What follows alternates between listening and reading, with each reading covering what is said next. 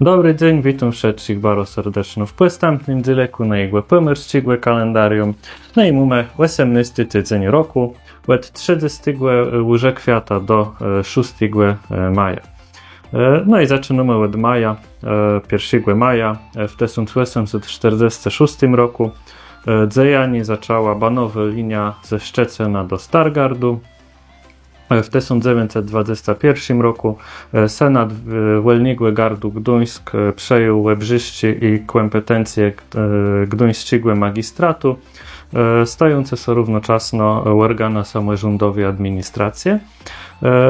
1 maja w 1947 roku Kaszebskie Muzeum w Kartuzach zostało odemkłe dla zwiedzających, a w 2005 roku 1 maja weszła w życie ustawa z 6 stycznia 2005 roku o narodnych i etnicznych mniejszyznach i o bindowym języku, jak ustanawiała prawno kaszebskie jako język, nie gwara albo jakiś dialekt.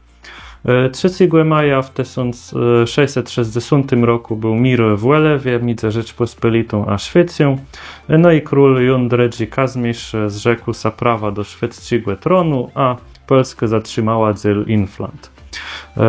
W 1661 roku gdańszczan Jan Heweliusz przeprowadził łebzyrczy przędzenie Merkurygu na spodlim tarcze słońca. 4 maja w 1817 roku w Sławoszynie urodził się Florian Cenywa, budzecel Kaszebów, początnik kaszebskiej literatury.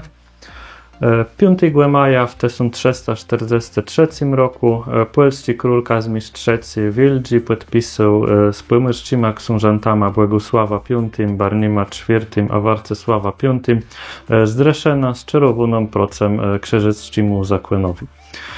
I też 5 maja w 1939 roku minister zagranicznych sprawów Józef Beck odrzucił w sejmowym przemówieniu żądania Niemców, by włączyć Gdańsk do III Rzeszy, a też wyznaczyć eksterytorialne komunikacjowe linie przez polskie Pomorze.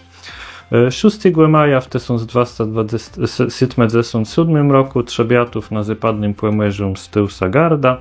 W 1905 roku ukazał się pierwszy numer Drużby, dodywku kaszebsko-językowego dodywku do Gazety Gdańskiej. A w 1973 roku 6 maja w Helu odemkłe zostało Muzeum Rybaczenia. To wszystko w tym tygodniu. Życzymy serdecznie do postępnych dzieleków.